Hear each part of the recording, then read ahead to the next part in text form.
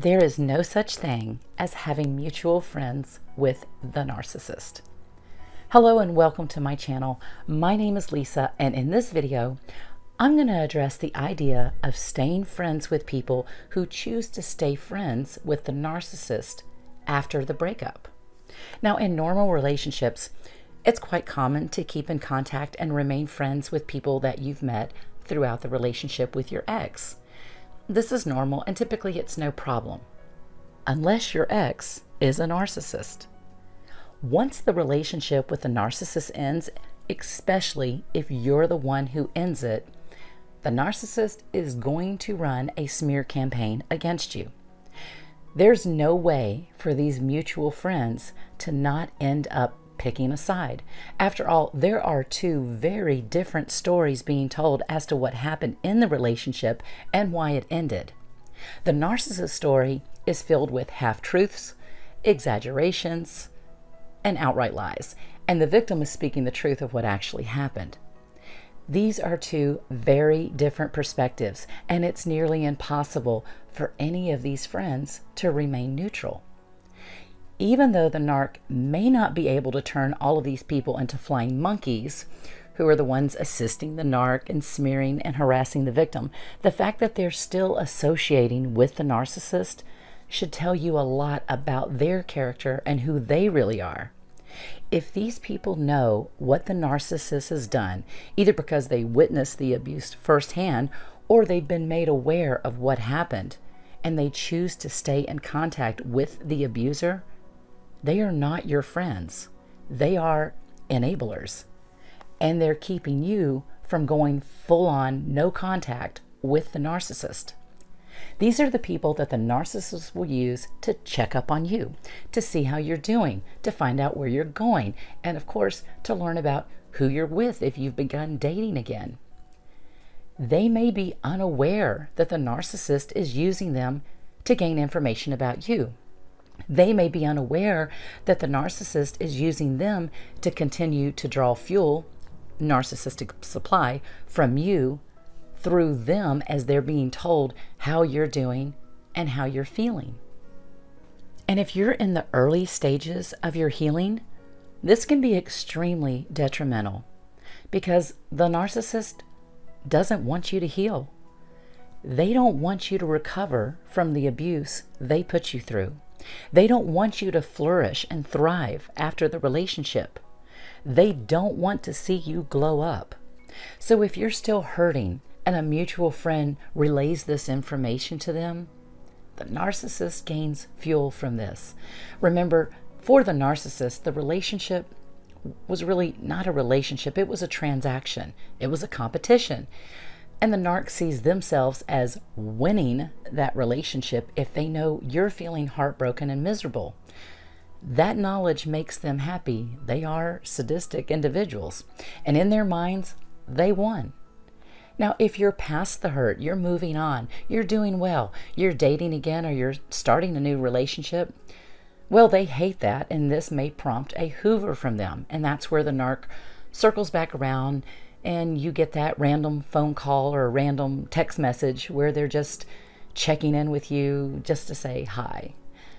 Now, of course, if you have really implemented no contact, their number should be blocked so that they can't reach out. Just because the relationship ends, even if it was the narcissist who discarded you, it doesn't mean the narcissist is done with you. They may not want to be in a relationship with you anymore, but they want to be able to contact you, and they want to have access to you.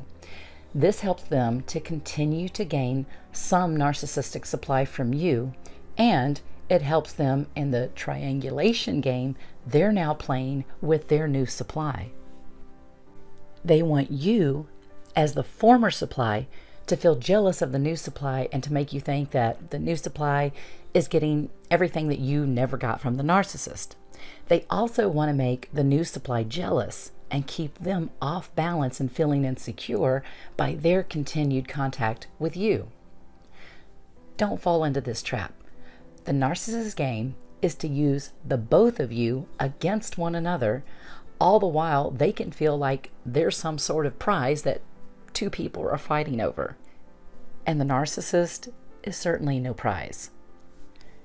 If the mutual friends are aware of the abuse, yet they continue to stay in contact with the narcissist, they either don't believe you were really abused, so they think you're lying, or they think that since the narcissist is nice to them, there's no reason for them not to remain friends. Why would you want any form of contact with these individuals? They're just as toxic as the narcissist.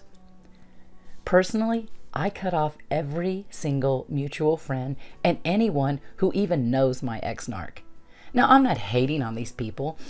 I mean, a few of them truly are weak little flying monkeys who blindly accept the narcissist BS, but others are simply ignorant to who he really is, and they just try to remain neutral.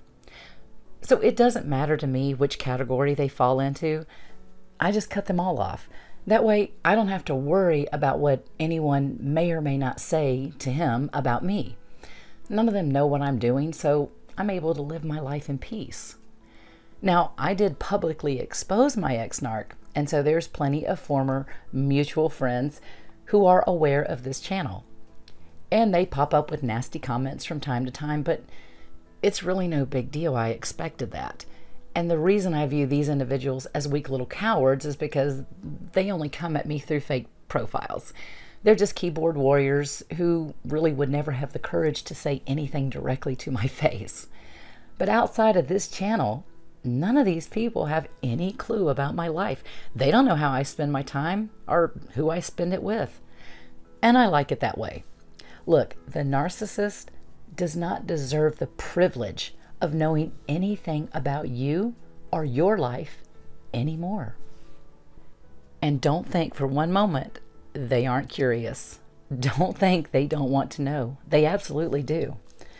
Throughout my relationship with my ex-narc, he desperately tried to find out what was going on in the lives of his former wives and his former partners.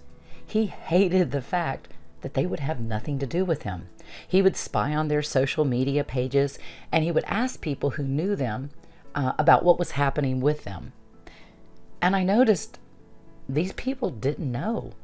It seemed that these previous women in his life did the same thing that I'm doing, which was to either cut off the mutual friends or simply not give them any information that they could bring back and tell the narcissist about. They knew him, they knew how he was, and they kept their distance. Smart ladies. So, even if a mutual friend claims to be on your side, but they're still connected to the narcissist, even if that connection is only through social media, they are not your friend. Cut them off. If you have no choice but to interact with a mutual friend because of work, etc., never, never talk to them about the narcissist in any way. And don't listen to them if they try to update you on what the narcissist is doing. Look, they're looking for a reaction from you, so they have some gossip to run back and tell the narcissist all about. If you must discuss your thoughts and feelings regarding the narcissist and your relationship with them, choose a therapist or a trusted friend who is not friends with the narcissist. Create your new life and make sure there is nothing still tying you to that toxic relationship in that toxic environment with that toxic narcissist. Whether you left them or they left you, you have been saved. You've been given a fresh slate. You've been given a new chance for a new beginning, a new life, a chance to live out your dreams, and a chance to achieve your goals. You've been given the opportunity to break the trauma bond, and you can break the trauma bond. And once that happens, you are truly free, mentally, emotionally, and psychologically. You've been free to love again and to have someone truly love you in return. Every aspect of your life can be better now, better than it ever was before, if you want it to be.